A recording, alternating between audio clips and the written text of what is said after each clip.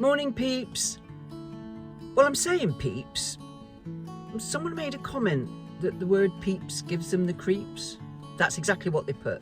The word peeps gives me the creeps. Am I missing something? Is there something I don't know? I'm so totally innocent. No, seriously now, for me, the word peeps means people. Hello, people.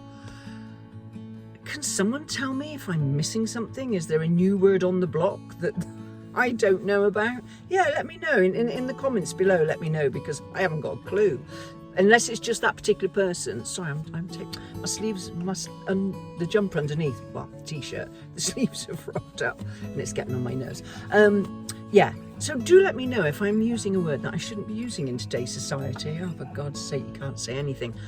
However, Tilly and I have decided to head home. I have had a fabulous 2 weeks. I mean, it has only been 2 weeks, you know, and I did want to do longer than that, but I think I've done Cornwall and Devon, and I'm sure there's more to see, but maybe for another time. I need to get back and start, you know, winter preparing the boat, because the weather has changed. In the last few days, it's just really changed, and as you can see, it's quite wet outside, but it's also blowing a hoolie. It did last night, the night before, and the night before that.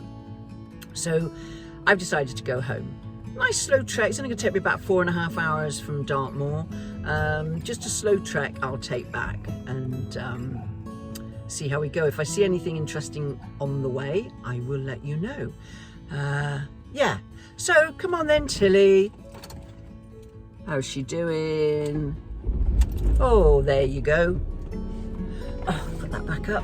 Take me home, Tilly. She's done really well so far. So off we go. And I will speak to you soon.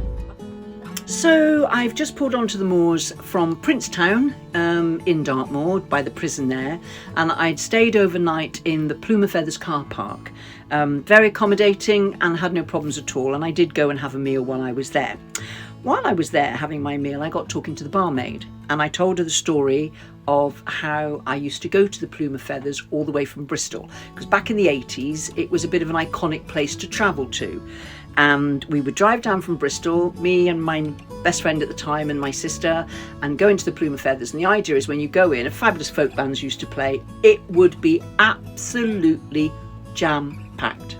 Really, it was like a mosh pit at a festival, and it was just in one room, and it was great. And if you wanted a drink, you would give your money, because of course it was money mostly in those days, give your cash to the person next to you. They would hand it to the next person until it got to the bar. The person nearest the bar would get your drink for you. The barman would give that drink to that person, and then that would be passed back to you. Change and all if you needed it. It was great. And if you wanted to go to the toilet, they would literally body pass you over the crowds for you to get to the loo, and when you wanted to come back in, you didn't have to fight your way through. They would body pass you, and there was no funny touching or anything like that. It was all lovely, innocent and great fun. And they probably wouldn't allow it now, like they don't allow a lot of things, but they were fabulous memories, and it was a great place to go to. Today obviously it's a very different place.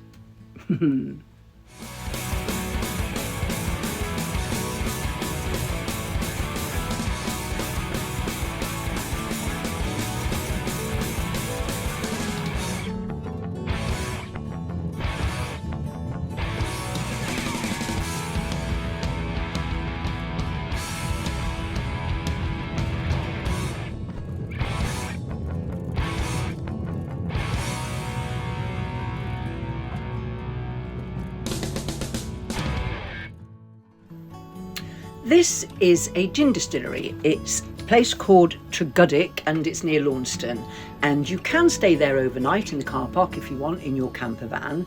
It doesn't cost you anything. They don't expect you to patronise, but I always feel that you should. So while I was at a little wander around, you can pay for a tour and to hear the story of how gins are made, and it's got brandy there as well, but it was predominantly a gin distillery. I love these copper gin vats. I think they're called vats, I don't know. I thought they were rather cute. Yeah, so it was a nice place, and the food, look at the colour of these eggs. Oh, that was really tasty, and I believe it's their own chickens, and this was a board that just showed you the process of how it was made. Now I'm in Mevagissey and fell in love with the place, absolutely fell in love with it. The harbour was lovely and the shops were lovely and the people were fab. Definitely up for promoting me. I will. What I can get. Well, I print my own papers and weave, and I just think artisans... It's just a nice thing to do for your soul. Yes, yeah, absolutely. Really nice. Do you want to be in it? I could be in it. All right, Wave. Give a wave. Hello. Oh, I love the jellyfish. Yes, That's my mind went then.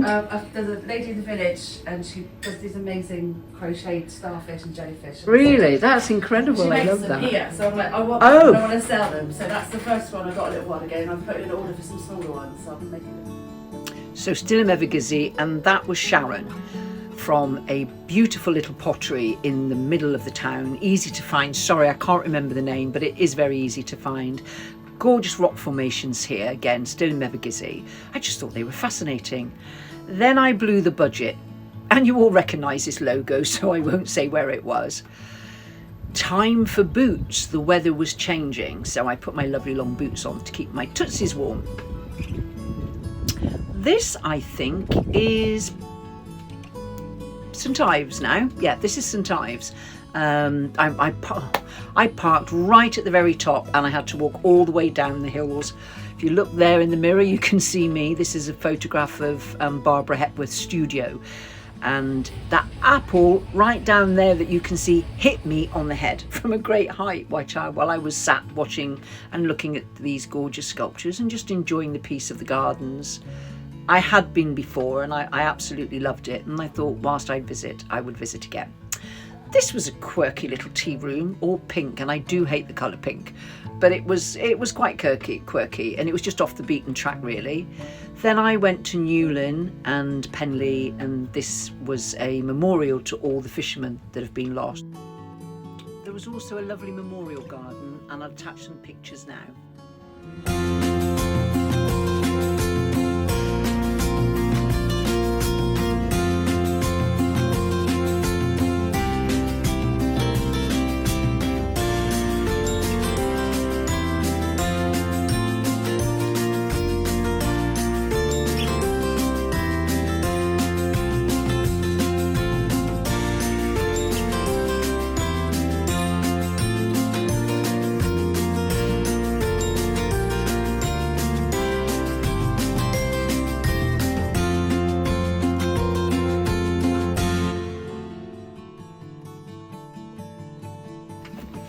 So this is Mousehole. I did find it had changed because there were streets and streets of holiday cottages, which, you know, shame for the locals that want to live and can't afford it, but there we go.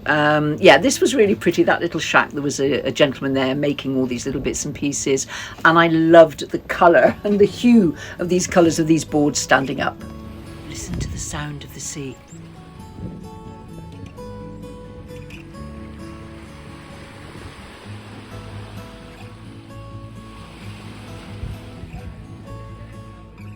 I was really shocked when I saw this wide berth and narrow boat sat on the mudflats of a saltwater estuary at Gweek. I got so excited because I've always wanted to live in Cornwall that I inquired about the cost. Far too expensive, so that's not going to happen anytime soon. But I hope you enjoyed this vlog. It was just bits and pieces of, you know, part of the trip. It is all retrospective. I will add some more soon, and yeah, take care.